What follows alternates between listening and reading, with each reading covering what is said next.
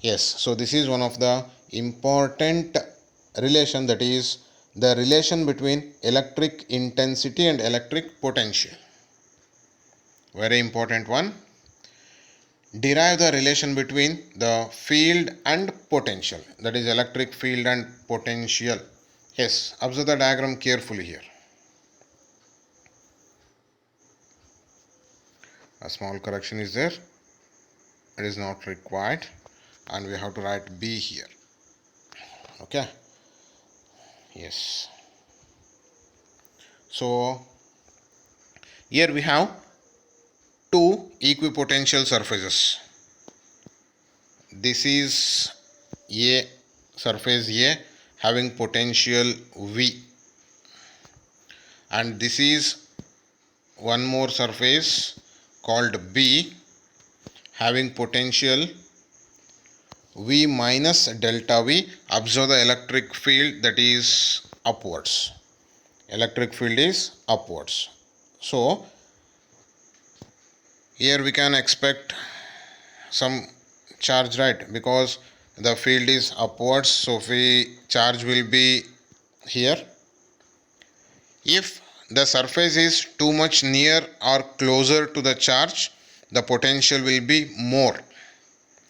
As we move away from the charge, the potential decreases. So because of that, A has more potential and B has less potential. We are considering A with potential V, that is equipotential surface. That means at all the points on A, potential remains same, and that is V.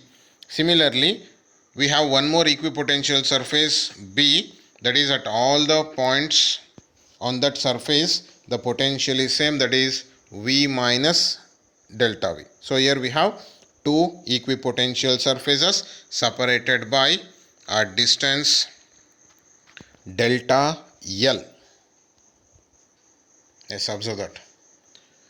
A and B are equipotential surfaces. VA, that is a potential of A. VB, that equals to V minus delta V, that is a potential of B. And delta L, that is a perpendicular distance between A and B.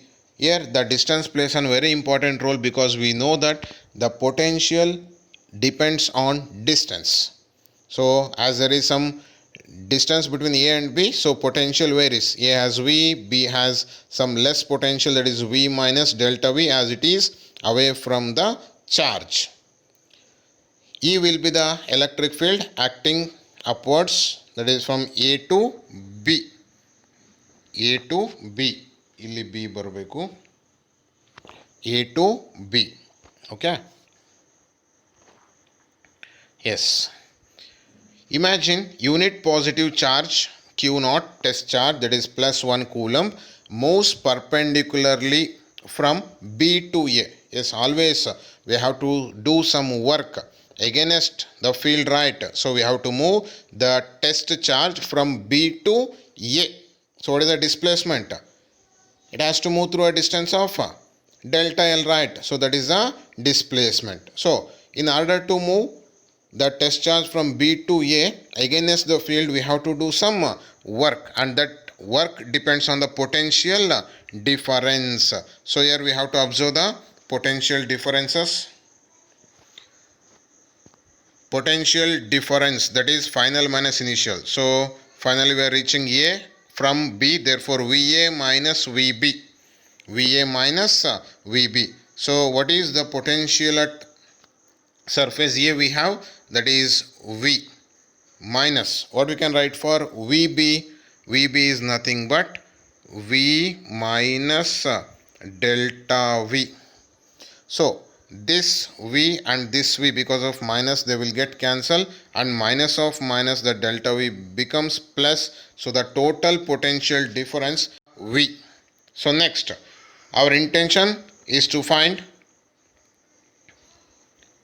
the relation between electric field and potential. So potential difference, as we already know that V is equals to W by Q naught. We know the definition, right? V is equals to W by Q naught, and here Q naught is unit positive charge. Therefore here the total potential difference, that is delta V is equals to W by Q naught, and that Q naught is equals to 1, and because of that here we are writing that delta V is equals to W. Now we already know that work done is nothing but force into displacement. So here F is the force and displacement is a small perpendicular displacement delta L. Why we have written negative sign there? Because work is done against the field. So W is equals to what we are writing there, minus F, force into displacement. Here displacement is delta L. So now it is very important to understand. Yes, please observe this carefully. For point charge, the field and force becomes same, as we already know the relation between field and force in the first chapter, that is E is equals to F by Q naught, and here Q naught that will be equals to 1. Therefore for unit positive charge we can simply write E is equals to F, where F is the force and E is the electric field. So here work done is equals to minus F into delta L, and instead of that F what we can write, electric field, because for unit positive charge the field and the force becomes same. So now consider the very important relation. Instead of W we can write a delta V. Therefore delta V is equals to minus E into delta L. We are arriving the final relation between electric field and potential. So E is equals to minus delta V by delta L. E is equals to minus delta V by delta L. So the quantity delta V by delta L is nothing but rate of change of potential with distance, and it can be called as potential gradient. So thus clearly with negative sign we can say electric field at any point is equal to negative potential gradient at that point. Electric field is always equal to negative potential gradient at that point. Yes, so this is one of the important relation. Once again quickly we can glance that one. So initially we have to consider two equipotential surfaces A and B, A with potential V, B with potential V minus delta V, and observe the direction of electric field. So A must have more potential and B must have less potential. So now just we are considering that test charge is moved from B to A. Therefore it depends on potential difference, and that potential difference is VA minus VB, so which gives delta V. So after getting that, potential difference is work done by the charge is equals to unity, therefore delta V is equals to W, and we know that work done is force into displacement. Here the perpendicular displacement is delta L, and for unit positive charge F will be replaced by E, and we know that delta V is equals to W. Therefore finally we are writing E is equals to minus delta V by delta L. Yes, so now let us have one of the property. We observe that to show that work done to move a charge on equipotential surface is 0. This is one of the property, right? So let us consider a equipotential surface. So in the diagram we are observing the equipotential surface. Yes, this surface is considered to be equipotential surface. Let us choose 2 points on the same equipotential surface. We have selected A and B. Potential at A, let us choose it as VA, and potential at B, let us choose it as VB. So let us move a charge from A to B. The work done is given by, already we know that V is equals to W by Q naught. Therefore work done will be charge into potential difference, isn't it? W will be V into Q naught, that is nothing but WAB, work done from moving a charge from A to B, is equals to charge into potential difference. So here we are considering that charge moved, that is Q, and potential difference VB minus VA. Since both A and B are lying on the equipotential surface, so VB will be equals to VA, hence W is equals to Q into 0, therefore WAB is equals to 0. Thus we can say work done to move a charge on equipotential surface is 0. This is one of the property. Yes. We have one more property, that two equipotential surfaces can never intersect with each other, because two different equipotential surfaces have different electric potential. So if we consider this is equipotential surface A and this is equipotential surface B, they can have the potentials. This can have potential VA, it can have potential VB. But if they intersect with each other,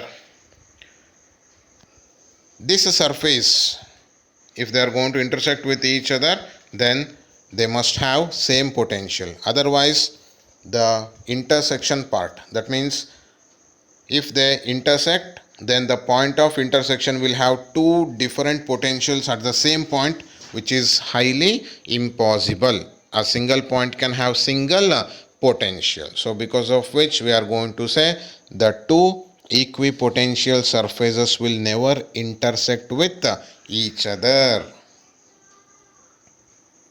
Yes. So after knowing the things related to the equipotential surfaces, that is the definition, representation of a equipotential surface for point charge, like charges, unlike charges, and knowing some of the properties of equipotential surface and deriving the relation, very important relation, that is E is equals to minus delta V by delta L. Now let us move on to the concepts of electrostatic potential energy. Already we are aware of this definition, right? So observe the diagram. We have the source charge. Here we are moving the test charge from infinity to some point. So against the electric field we are doing some work. That work done will be stored as electrostatic potential energy. Yes. Potential energy of a charge Q at a point is the work done by the external force in bringing the charge Q from infinity to that point against electric field, and its SI unit is joule. Yes. Now let us move on to the next concept. Yes, this is one of the important concept, that is potential energy of system of charges. Derive an expression for potential energy of a system of two charges in the absence of external electric field. It is very important to observe this one carefully. In the absence of external electric field. In the same way, we are going to have the expressions for potential energy of a system of two charges in the presence of electric field, that we can observe later. So first focus on this, that is expression for potential energy of a system of two charges in the absence of external electric field. Yes, observe the diagram. So we have that charge Q1 placed at A, and we are selecting some point B which is at a distance R. Yes, here we have the charge Q1 placed at A, and here we are selecting point B which is at a distance of R from that first charge. Here we are considering system of two charges, right? So now for first charge or charge present at A, it will produce some electric field around it. Therefore at B we can have potential, and at B the potential is due to the first charge. Please try to understand this. Potential at B is due to Q1, and where that Q1 is present? Q1 is present at A. So potential at B, that is due to first charge, right? Here we are observing potential is there at B. That means we have to do some work against the field produced by the charge present at A, and that charge is Q1. Therefore, the potential at B due to Q1, that is nothing but V1. So we can write that expression, that is already we derived the expression for potential due to point charge. V1 is equals to 1 by 4 pi epsilon naught Q1 by R. Q1 by R, because Q1 is the charge and R is the distance. So potential at B due to the first charge V1 is equals to 1 by 4 pi epsilon naught Q1 by R. Now, bringing a point charge Q2 from infinity to point B. So now for this point B, we have to bring a test charge from infinity to this point B. Obviously, we have to do some work because that point B is present in the influential region of that Q1. So, here we are considering the formula potential is equals to work done by charge. Already we know that repeatedly we are getting that V is equals to W by Q naught, or here we can simply consider charge as Q2. Here our charge is second charge Q2. Potential. What is the potential at B? That is V1. So V1 is equals to W by Q2. This is clear, right? So once again I am writing this portion. Potential is equals to work done by charge. So potential at B, V1, isn't it? That is equals to work done W divided by which charge we are bringing to that position B, that is Q2. Hence we are writing V1 is equals to W upon Q2. Here we want potential energy, that is nothing but work done. Therefore W is equals to V1 into Q2. W is equals to just cross multiplication. W is equals to V1 into Q2. What is V1? Yes, here we can observe that V1 is equals to 1 by 4 pi epsilon naught Q1 upon R. So instead of V1, what we can write? V1 is replaced by 1 by 4 pi epsilon naught Q1 divided by R into Q2. So the final expression for work done, W is equals to 1 by 4 pi epsilon naught Q1 by R into Q2. So this work done will be stored as a potential energy, that is electric potential energy for system of how many charges? 2 charges. So we can simply consider W is equals to U. W is equals to U. So we want that potential energy, that is our requirement is U, and that U is equals to W. Therefore what we can write finally, U is equals to 1 by 4 pi epsilon naught Q1 Q2 divided by R, and this is the final expression for electric potential energy for system of 2 charges. How many charges? For the system of 2 charges. Here very important to get this one. V1 is equals to W by Q2, because the potential at B is due to first charge. Potential at B is due to first charge. Yes. So after deriving the expression for potential energy of system of 2 charges, let us move on to the similar kind of derivation, that is expression for electric potential energy for system of 3 charges.